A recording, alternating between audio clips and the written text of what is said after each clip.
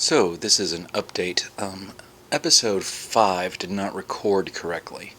It seems that we got like the first 2 minutes, and then for some reason, we lost 2 hours of gameplay, and the last thing you hear is us doing a battle on the table.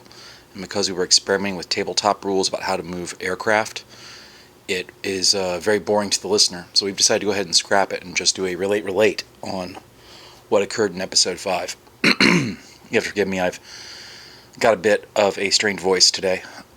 So episode 5 went something like this. The doctor shows up on Anya Kelly's doorstep with Thomas in tow and says that he's had an emergency beacon from a certain point in time in the Second World War and they need to go now.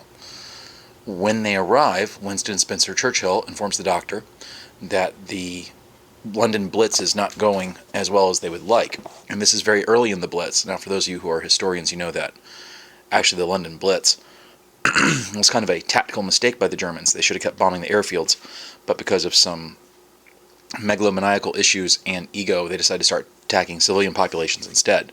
Up until that point, by bombing the airfields and stuff, they're actually kind of crippling the British war effort.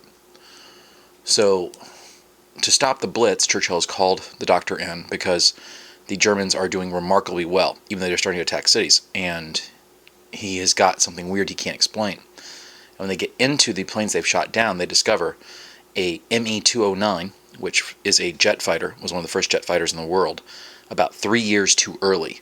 And the thing has been rigged out with lasers and a computer and a radio kind of transceiver, kind of like how we would fly an unarmed drone in the modern era. You also find several Bf-109s that are also converted to this. The doctor does a couple quick scans, discovers a Sputnik-style satellite in orbit that is sending a signal to control these things from Germany, and they have to go up to destroy it. Now, the British at the time have some special planes they've been working on, and this is canon because you actually see them in the main show. It's some Spitfires that can actually attain orbit and have like lasers and some other stuff.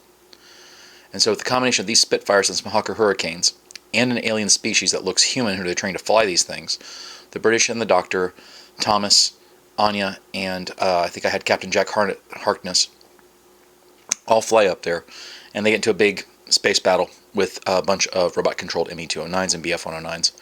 And they're actually doing kind of well, right up until the moment when Me-209 shows up, coming out of Earth atmosphere into orbit, and lo and behold, it's the Master, and he goes after the doctor. And he succeeds in shooting the doctor down.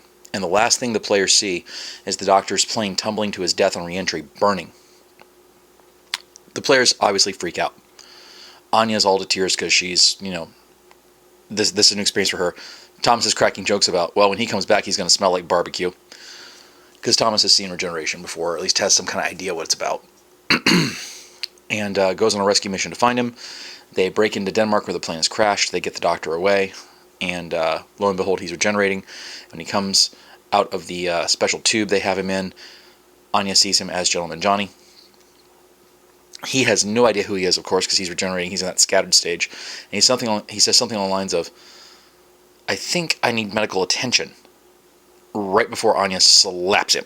Because Anya's convinced that, of course, the Gentleman Johnny she knows what he's doing. He should have told her he was the doctor, blah, blah, blah, blah, blah, blah.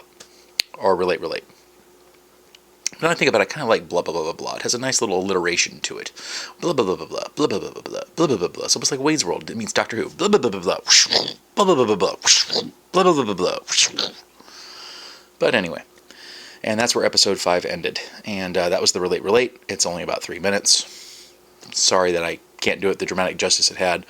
There were some really funny scenes I wish had been recorded. One of them involved Anya in London getting attacked by a fan. Her soccer boyfriend, Nolan, I can't remember his name because she's got the sheet, but her soccer boyfriend was quitting soccer for Manchester. He was leaving the team, and all of London is blaming her for it.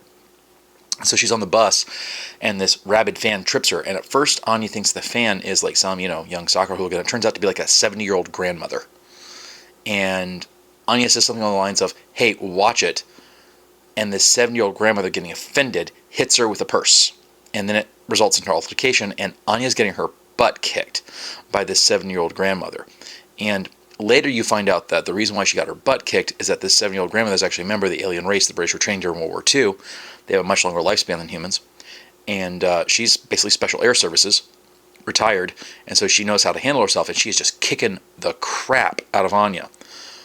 But that's not how it's seen by the London media, because the London media, somebody with a cell phone catches Anya, turn around and shake her fist, and it looks like Anya's trying to hit the woman. And so Anya looks like the aggressor, and then the woman ends up, on top, beating her ground and pound style. And the British are cheering. And so, for a couple of days, Anya's walking around London, and people are booing her, spitting at her, hissing at her, moving kids out of the way. She is not happy with London right now. I think that's the next major development until the story in episode 6. Yeah, episode 6, which is coming up, which is what to do while the Doctor is regenerating. And the character I invented called the Guardian shows back up. And some people will not recognize some of the characters in that series unless you're a rabid Whovian and you remember some of the old series material. And I have gone ahead and done the wibbly-wobbly thing to time. Certain events have changed. If you're familiar with Torchwood, there's going to be some characters from Torchwood showing up that should be dead. And what has happened is, in the wibble-wobble of the after effect of World War II, some of those characters that should have died have remained alive and are now much older. If I remember correctly, when Torchwood takes place, it's early 21st century, so it's probably about 20... I would say it's safe to assume it's sometime between 2015 and 2020, and our series is taking place in 2050-something. So as a result, some of the characters in Torchwood show up as much older people, like 50-year-olds and such. Such as with Martha Jones and Mickey showing up, and they're in their 50s when the players meet them. So that's what we got coming up, and I hope you enjoy the series as much as we're having fun playing it.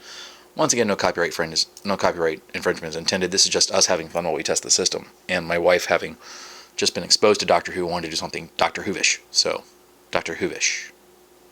Should be Whovian, not Doctor Whovish. Whovish is just weird. Alright, well, that's that. So, 7 minutes of exposition. There you go. Bye.